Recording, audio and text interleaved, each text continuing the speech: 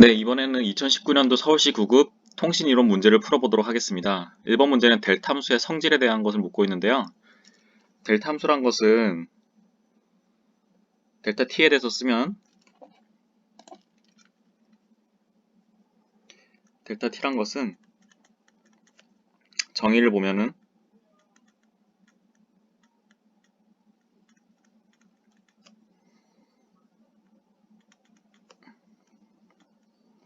이렇게 정의를 할 수가 있고요. 성질을 보시면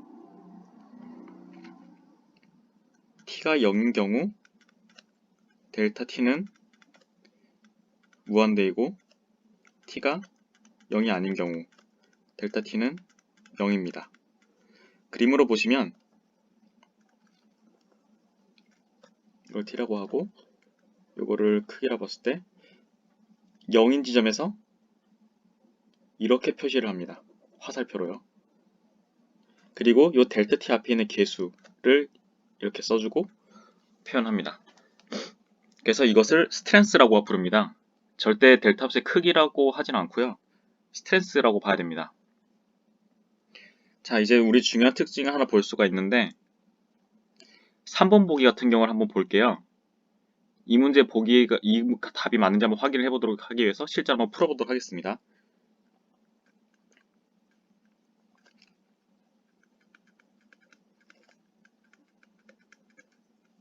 자, 여기서 요 안의 값이 0이 되도록 할 때에만 어떤 이런 의미가 있었죠. 마찬가지로 여기서 t가 2일 때만 의미가 존재합니다. t가 2가 아닌 경우에는 요 값이 0이에요. 따라서 요거는 보면 t가 2인 경우 여기도 t가 2고 여기가 t가 2인 경우에만 어떤 값이 존재한다는 걸 알 수가 있습니다. 그렇기 때문에 이거는 다시 쓰면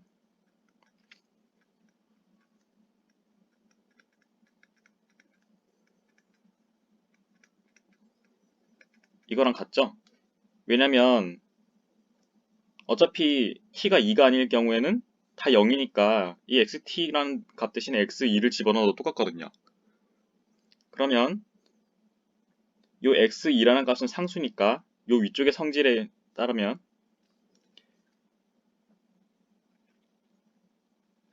제가 성질 하나 빼먹었네요. 그리고 델타 t를 적분하면 항상 스트렝스가 나옵니다. 요 스트렝스가요. 앞에 개수가. 그래서 요 값을 보시면 요게 바로 스트렝스가 되죠. 그래서 적분해주면 x2가 됩니다. 답은. 여기서 제가 마이너스 무한대부터 무한대라고 썼지만 사실은 어떤 구간이 t0을 포함, 즉 적분을 이렇게 전체적으로 해주거나 아니면 뭐 요만큼만 해주거나 아니면 요만큼만 해주거나 상관없이 요 안에 아규먼트가 0이 되는 구간만 포함을 한다면 그 값은 스트렝스가 됩니다. 그래서 일단 3번은 맞다는 걸 알 수가 있고요. 4번 같은 경우에는 마이너스 t가 0이건 t가 0이건 t가 0인 건 같죠? 그렇기 때문에 t는 0을 xt에다 넣어주면 x0이 또 답이 되는 걸 확인할 수가 있습니다. 그리고 방금 제가 여기서 말씀드렸던 이 부분이 바로 이것과 같죠?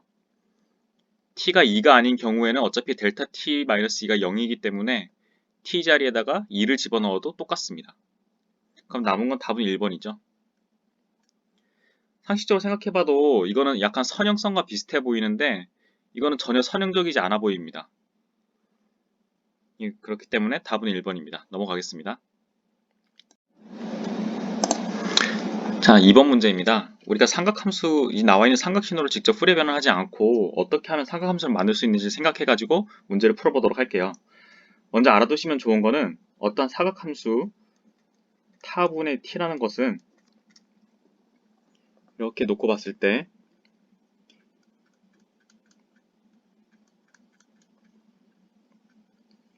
이렇게 펄스의 폭이 타오인 사각신호가 있는데 이 사각신호를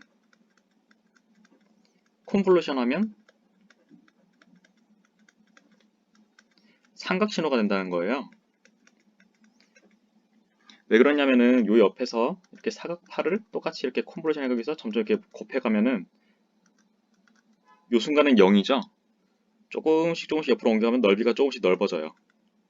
그러다가 여기가 딱 오면 넓이가 1이 되고 넓이가 최대가 되고 또 다시 넓이가 점차 선형적으로 줄어들어 갑니다.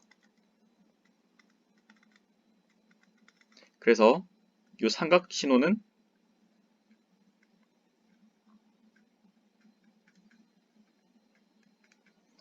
이런 식으로 나타나게 돼요.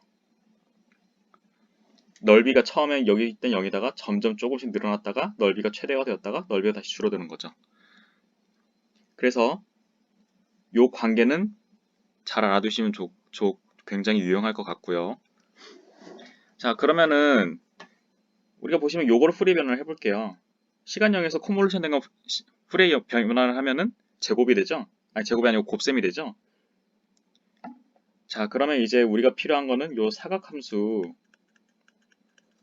후레이 변환한 결과예요. 그렇게 되면 싱크 펑션이 나옵니다. 싱크 함수는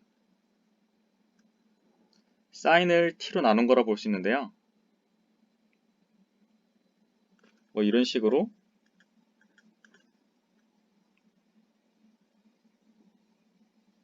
그려지는 함수가 바로 싱크 펑션입니다. 그리고 여기 0이 되는 지점이 바로 타분의 1 지점이죠. 자, 그러면은 요거 신호를 요 사각파 두 개를 컨볼루션 한 거를 후레이 변환하면은 결국 이 싱크 펑션의 제곱이 되겠죠. 그럼 제곱이 되면은 여기는 다 이렇게 어떤 0이 아닌 값이 될 것이고 이 0인 지점은 그대로 0일 거예요. 그렇기 때문에 xf가 0에 해당하는 최소 주파수 f는 그대로 타분의 1, 여기선 t분의 1에 해당합니다. 여기는 지금 여기 표기가 t로 되어 있으니까요. 그렇기 때문에 답은 2번이 되겠습니다.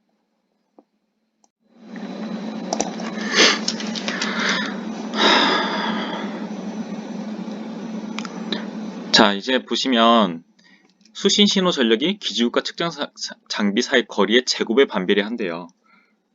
즉 파워는 거리의 제곱에 반비례합니다.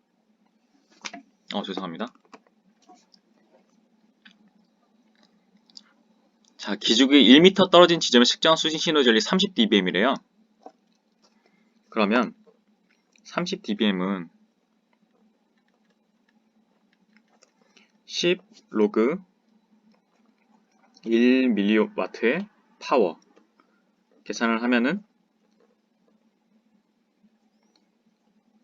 파워는 10이 넘어가서 10의 3승이 될 것이고 1mW예요. 곱하기 1mW. 이건 10의 마이너스 3승이니까 서로 없어지고 1W가 되는 거죠. 자, 우리가 1W를 썼는데 1m 떨어진 곳에서 1W였어요. 그럼 100m 떨어진 곳에서는 100제곱분의 1W가 되겠죠? 그러면 P, R이 100일 때는 100제곱분의 1W가 될 거예요. 자, 이거를 다시 계산을 해보면 10의 마이너스 4승 와트가 될 것이고 이거는 0.1 밀리와트죠. 그래서 답은 3번입니다. 네, 4번 문제는 네트워크 문제네요. 여기서 보시면 포트 번호라고 되어 있죠. 포트 번호라는 것은 사계층에서 쓰는 거고 사계층에 해당하는 것은 UDP가 있고 또 TCP가 있습니다. FTP는 7계층 응용 계층이고요. ARP는 레벨 2 데이터 링크 계층이고 IP는 레벨 3 네트워크 계층입니다. 이거는 외워주셔야 됩니다. 네, 5번 문제입니다. 허프만 코딩에 대한 문제인데요. 허프만 코딩은 굉장히 효율적인 무손실 압축 방식이라서 가장 압축을 효율적으로 할 수 있기 때문에 엔트로피와 비슷한 거의 근접한 그런 글자당 평균 길이를 갖게 됩니다. 자, 그러면 우리는 역으로 이 평균 엔트로피를 계산함으로써 허프만 부호의 글자당 평균 길이가 얼마일지 추정을 한번 해볼게요. 자, 그러면 엔트로피의 식은 마이너스 시그마 P 로그 P죠. 자, 그러면 계속 계산을 해보면 마이너스 2분의 1의 로그 2분의 1 마이너스 3분의 1의 로그 3분의 1 마이너스 24분의 3 로그 24 마이너스 24분의 1의 로그 24분의 1 이렇게 됩니다. 이 값을 계산을 해보면 2분의 1의 여기서 로그는 다 밑을 2로 하면 로그입니다. 그래서 2분의 1의 로그 2가 되고 3분의 1의 로그 3이 되고 8분의 1의 로그 8이 되고 24분의 1의 로그 3 곱하기 2의 3승이죠. 이렇게 됩니다. 자, 그럼 로그 2는 얼마예요? 1이죠? 그럼 2분의 1이 되고 또 3분의 1의 로그 3이 남고 이 로그 8은 얼마예요? 2의 3승이니까 8분의 3이죠? 8분의 3이 되고 이건 얼마예요? 24분의 로그 3이랑 24분의 1 로그 3이랑 3 옆에 곱해지면은 24분의 3, 즉 8분의 1이 되겠죠? 자, 그러면 이거를 분모를 다 24로 놔볼게요. 그러면은 요거는 2분의 1은 12가 될 것이고 그 다음은 8 로그 3 그리고 9 그리고 로그 3 그리고 3 이렇게 되겠죠? 자, 이 값을 다시 좀 정리를 해보면 24에 12 더하기 9 더하기 3 하면 얼마예요? 24죠. 그리고 9 로그 3이 이 8 더하기 1에서 9 로그 3이 나옵니다. 근데 로그 3을 계산을 해봐야 돼요. 로그 3은 로그 10을 밑으로 하는 로그의 2분의 또 10을 밑으로 하는 로그 3의 비율입니다. 로그 10의 2는 0.3, 로그 10의 3은 0.477. 계산해보면 약 1.5가 나와요. 자, 그러면은 요 값을 여기 로그 3에다 대입을 하는 거예요. 그러면 약 24에다가 24 더하기 9 곱하기 1.5에서 9를 거의 10으로 놓으면 24 더하기 15가 되겠죠. 그러면 24에 대략적으로 24에 24분의 39는 약 24분의 40이 됩니다. 그래서 답은 2번이 되겠습니다. 네, 6번 문제입니다. 여기 보시면 해밍 디스턴스를 묻는 문제인데요. 뭐 여기 보시면 생성행렬도 다 주어져 있고 공식 수식도 다 주어져 있어요. 이 메시지 벡터랑 이 생성행렬을 곱해주면 되는 거죠. 그럼 여기가 1000이라고 하고 1, 0, 0, 0이라 하고 요 곱을 구해보면 1000 곱하기 1000이니까 1이 될 것이고 그 다음에는 1000 곱하기 0100, 0010, 0001이니까 다 0이 3개가 나올 거예요. 그 다음에 1000이랑 1110을 내적하면 1이 나올 것이고 그 옆에 첫 자리가 0이니까 0이고 그 다음은 또 1이 나올 거예요. 자, 다음으로 0, 0, 0, 1이라고 하면 요 네 번째 자리가 1인 곳만 1이 나올 거예요. 그쵸? 그럼 0, 0, 0, 1, 0, 1, 1이 됩니다. 비트가 차이 나는 곳을 살펴보면 하나, 둘, 셋, 4개가 차이 나죠? 그렇기 때문에 해밍 디스턴스는 4입니다. 자, 기본적인 아날로그 통신에 대한 걸 묻고 있는데요. 다른 것들은 다 뭐 맞는 말들인데 4번에 보시면 최소 대역폭을 기재 대역 신호의 대역폭을 고려하지 않고 라고 돼 있어요. 당연히 고려를 해야겠죠. 기재대역신의 대역폭을 B라고 하면 최소 대역폭은 2B가 돼야 됩니다. 자, 이거 굉장히 중요한 얘기인데요. 우리가 흔히 변조를 할 때 높은 주파수를 쓰면 속도가 빨라진다고 생각을 할 수 있잖아요. 절대 그렇지 않고요. 반송파의 주파수는 전달하는 데이터 속도와는 직접적인 관련이 없습니다. 그래서 반송파 주파수가 1GHz든 1억 GHz든 밴드위스가 같다면 전송되는 데이터 속도는 똑같습니다. 이거 잘 알아두셔야 돼요. 가끔 인터넷 기사에 보시면은 반송파 주파수가 빠르기 때문에 5GHz를 쓰기 때문에 2.4GHz이 무슨 통신보다 더 빠르다. 그렇지 않습니다. 5GHz를 2GHz보다 더 빠르다고 쓸 수 있는 이유는 5GHz 대역에서는 아직 주파수 할당이 많이 이루어져 있지 않고 미지의 영역으로 남아있는, 미개척 영역으로 남아있는 주파수 대역이 많기 때문에 대역폭을 넓게 가져갈 수 있어서 데이터 전송 속도가 빨라지는 것이지 절대로 반송파 주파수 그 자체가 높다고 빨라지는 것은 아님을 잘 알아두시기 바랍니다. 이거에 대해서는 제가 블로그에다가도 상세하게 설명해놨으니까요. 한번 봐주시면 좋겠습니다. 자, 이 문제도 아까 문제와 비슷하게 이동통신 시스템의 멀티플 액세스 방식에 대해서 그냥 오히려 설명을 해주고 있는 그런 글인데요. 자, 근데 보시면 여기 4번에 보시면 직교 수율이라는 단어가 나와요. 코드죠, 코드. 오소거널 시퀀스는 바로 PN 코드를 말합니다.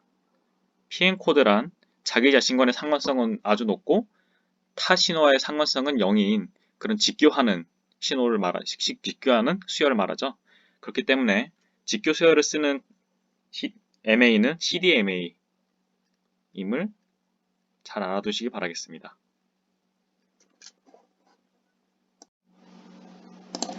네, 9번 문제입니다. 이 문제는 제가 좀 헷갈렸던 부분이 있는데 다른 분들께서 도와주셔가지고 제대로 이해를 할 수 있었는데요. 여기서 보시면 대역폭이 100kHz라고 주어졌어요. 이 대역폭은 지금 밴드위스가 베이스밴드 신호에 대한 대역폭인지 아니면 밴드 패스에 대한 대역폭인지 명확하게 나와 있지는 않은데 문제에 변조를 한다는 얘기가 없고 BPS, 그러니까 비트를 그대로 보낸다는 의미가 담겨있기 때문에 그냥 베이스밴드라고 보시면 될 것 같습니다. 베이스밴드에서의 나이퀴스트 채널 용량은 다음과 같이 주어집니다.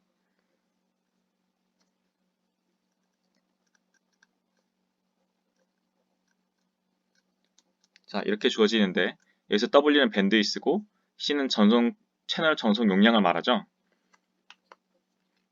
자, 이거를 지금 우리가 필요한 전송 속도는 1Mbps니까 10의 6승이죠. 이 값이 2 곱하기 100kHz 100에다가 10의 3승 그리고 로그 2의 m입니다. 이걸 정리를 하면은 2 곱하기 10의 5가 되고 로그 2m이라서 로그 2의 m은 5가 됩니다. 즉 m은 2의 5승이라는 건데 지금 여기서 m이 뜻하는 게 바로 최소 레벨 개수를 말합니다. 이 식이 뜻하는 것은 우리가 하나의 심볼에 몇 비트를 담아서 보내야 원하는 전송 용량을 만족할 수 있을 것인가가 되는데요. 일단 이 부분은 심볼 하나당 1비트만 실었을 때 얘기고요. 이거는 심볼당 비트를 실어주는 개수를 얘기합니다. 그래서 이 부분이 없다고 했을 때 심볼 하나당 1비트만 보냈을 때 전송 속도는 C가 되는데 여기다가 우리가 이 C를 만족하기 위해서 압축을 해준다라고 볼 수도 있는 것이죠. 심볼당 5비트를 실어준다. 그래서 1Mbps를 이렇게 하나의 심볼에 5개의 비트를 실어서 넣어줌으로써 하나의 심볼당 여러 가지 데이터를 동시에 전송한다. 이런 의미로 볼 수가 있는 것입니다. 이렇게 했을 때 문제는 심볼이 망가지게 되면 비트들 여러 개가 망가진다는 게 있겠죠. 그래서 그런 점에서는 단점이 되겠지만 대역폭을 만족시킬 수 있다는 점에서는 또 장점이 되는 게 바로 이런 심볼당 비트를 많이 실어주는 것이라고 할 수 있겠습니다. 넘어가겠습니다. 자, 허프만 코딩에 대한 문제가 또 나왔는데요. 일단 허프만 코딩은 길이가 가변적입니다. 그래서 자주 나오는 자주 나오는 그런 메시지에 대해서는 부호 길이를 짧게 해주고 잘 안 나오는 그런 메시지에 대해서는 부호 길이를 늘려가지고 효율적으로 압축을 하는 그런 방식입니다. 그렇기 때문에 미리 어떤 문자가 얼마나 발생할지 통계적인 확률을 알아야 되고요. 허프만 코딩을 적용한 경우 모든 소스 문자의 발생을 같을 때 소스 인코딩된 코드의 평균 비트 수가 최대가 됩니다. 이거에 대한 증명은 제가 블로그에 올려놨으니까요. 한번 관심 있으신 분들은 봐주시고요. 허프만 코딩을 적용한 경우 서로 다른 소스 문자가 동일한 비트 수를 갖는 코드로 인코딩 될 수도 있습니다. 비트 수가 같을 수도 있는 거죠. 확률이 같다면요. 그래서 답은 3번입니다. 네, 이 문제는 깊게 파고들면 상당히 어려운 문제가 되는데요. 저는 이거에 대한 결과를 그냥 외우시길 추천드립니다. 저도 그냥 그렇게 외우고 있거든요. 그래서 보시면 시간 영역에서 문제가 되는 지연 확산은 주파수에 영향을 미치게 되고요. 주파수와 관련이 있는 도플러 확산은 시간 영역에서 문제를 일으키게 됩니다. 그래서 시간과 주파수 이렇게 서로 상호간에 영향을 미치는 관계에 있다. 그래서 지연 확산, 시간 영역에서 문제가 되는 지연 확산은 주파수상의 문제를 일으키고 주파수와 관련이 있는 도플러 확산은 시간 영역의 문제를 일으킨다. 이렇게 외워주시면 되겠습니다.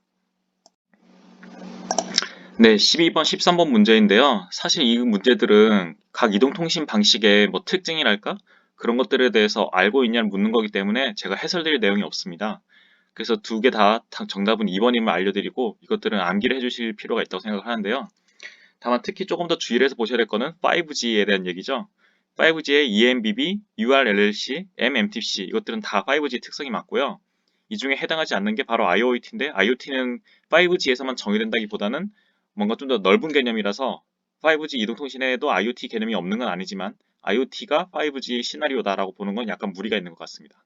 일단 이 정도로 외워주시고 넘어가겠습니다. 네, 이 14번 문제도 제가 좀 이해를 못했던 부분이 있었는데요. 다른 분께서 이 문제가 의미하는 바를 알려주셔가지고 제가 해설을 할 수 있게 되었습니다. 일단 FM 신호를 수신하게 되면은 미분을 해줘야 됩니다.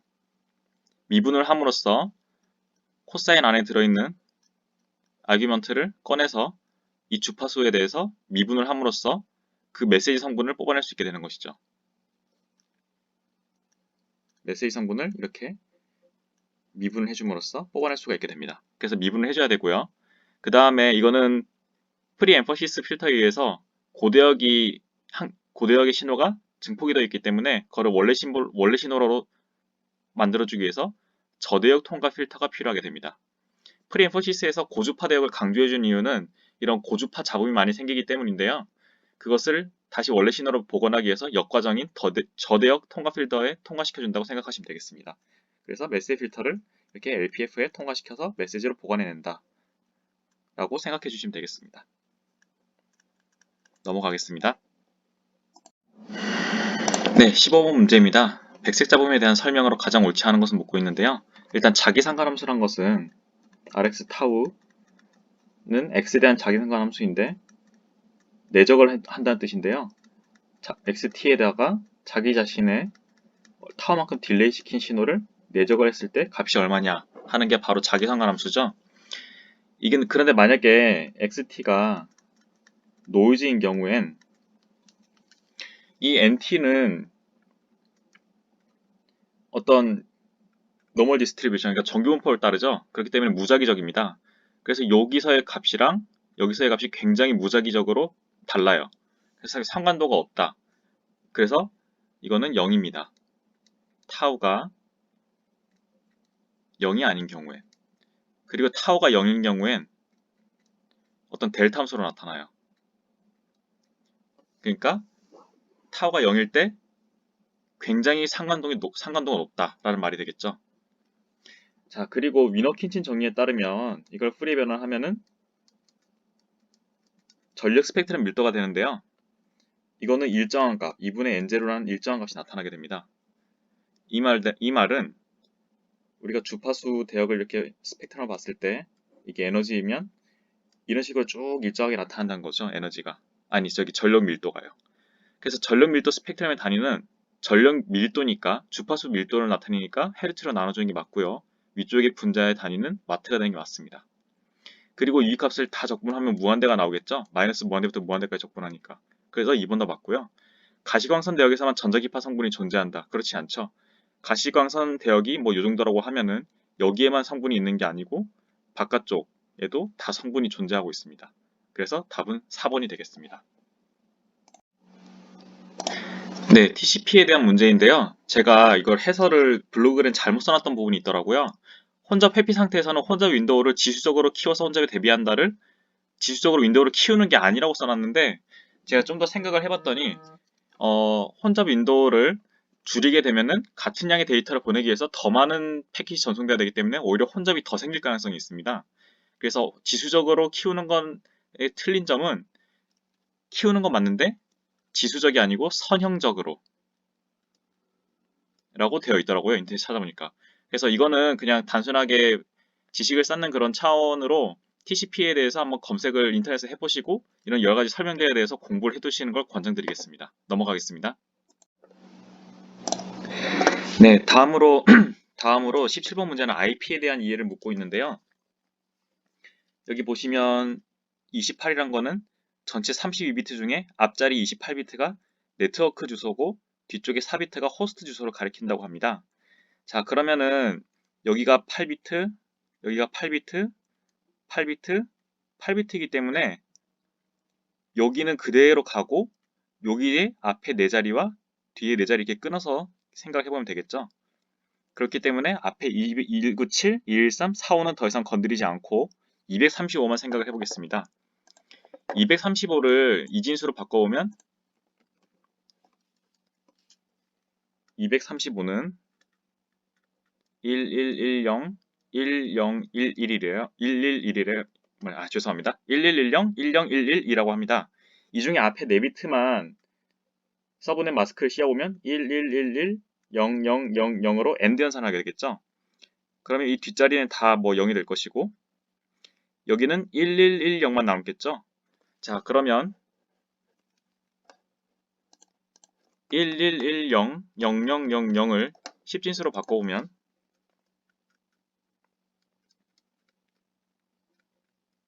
10진수로 바꾸면 224라고 합니다. 그래서 답은 3번. 여기 224가 있죠? 3번이 답이 됩니다. 네, 18번 문제입니다. 이거는 회선 부호화 방식 중에서 번갈아 가면서 이렇게 쓰이기 때문에 바이폴라 방식이라고 하죠. 그 두 개 있다는 뜻입니다. 그래서 보시면 레벨이 이렇게 하나, 둘, 세 개의 진폭값을 갖는 걸 알 수 있고요.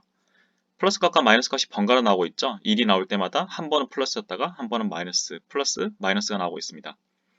주파수 스펙트럼에서 DC 성분이 없다. 플러스 1과 마이너스 1이 나올 확률이 같고 0이 나온다 하더라도 거의 DC는 0이기 때문에 평균을 내보면 이것과 이것이 서로 상쇄되기 때문에 결국 DC 성분이 0이 되는 게 맞습니다. 0과 1이 같은 확률로 전송될 때 단극 NRG 방식보다 더 넓은 대폭이 필요하다고 되어 있는데요. 이거는 그냥 똑같습니다. 이렇게 이 폭의 넓이가 같잖아요. 이 폭의 넓이가 같기 때문에 대역폭도 같다. 부호만 다를 뿐이다 라고 생각하시면 되겠습니다. 19번 문제는 CDM에서 사용되는 코드 중 하나인 월시 코드에 대해서 묻고 있는데요. 월시 코드에 이미 서로 다른 두 개의 행은 항상 직교한다. 네, 맞습니다. 월시 코드도 직교 코드라는 것을 생각해 보시면 이 직교성에 대해서 쉽게 추측하시리라고 생각이 되고요. 2의 n승 형태의 길이를 가진다. 맞습니다. 그리고 단말에서 기지국으로 전송할 때 사용한다. 아니죠. 월시 코드는 위에서 보시듯이 굉장히 길이가 깁니다. 그에 비해 PN 코드는 좀 짧기 때문에 아무래도 연산을 할 때 속도가 PN 코드가 좀 더 빠르게 되겠죠. 단말기의 성능이 아무래도 기지국보다는 약할 수밖에 없기 때문에 단말기에서 기지국으로 송신한 역방향 채널에서는 월시 코드를 사용하지 않습니다. 그래서 답은 3번이 되겠습니다. 코드 중에는 절반을 기준으로 같은 값이 두 번 반복된 것과 반전의 값이 사용된 것이 함께 존재한다 라고 되어 있는데 이것은 월시 코드의 특성을 한번 찾아보시면 이해하는 데 도움이 되실 거라 생각이 됩니다. 일단 이 정도로 암기를 할 필요가 있을 것 같고요. 이거는 이 정도로 설명하고 넘어가도록 하겠습니다. 네, 20번 문제는 버추얼 서킷, 가상의 선망에 대한 설명으로 가장 옳지 않은 것은 이라고 묻고 있는데요. 전송되는 모든 패킷들이 동일한 지연 시간을 가진다. 동일한 경로를 따라가긴 하지만 각 스위치들에서 처리하는 속도나 혼잡이 다를 수도 있기 때문에 왜냐면은 그 가상 회선만을 위해서 서비스를 하고 있는 게 아니잖아요. 스위치들이 다른 회선들에 대해서도 연결을 하고 있기 때문에 그런 다른 회선들에 대한 데이터를 처리하다 보면은 지연 시간이 달라질 수도 있습니다. 패킷이 도착하는 순서는 보내는 순서와 동일합니다. 왜냐면은 가상적으로 회선을 만들어 놓고 그 회선을 따라서 파이프를 따라서 정보를 순서대로 보내기 때문이죠. 설정 이후에는 IP 주소 대신에 가상회선 식별자를 통해 라우팅한다. 맞습니다. 근데 가상회선 식별자는 스위치를 지날 때마다 달라질 수가 있대요.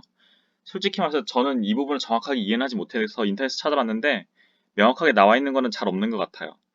그래서 일단 가상회선망에 대해서도 어느 정도 암기를 해주시고 특성들을 기억을 해두셨다가 문제를 푸는 것을 그냥 권해드리겠습니다. 이에 대해서 좀 더 자세한 설명을 제가 찾게 되면은 따로 블로그 같은데 해설을 올리도록 하겠습니다.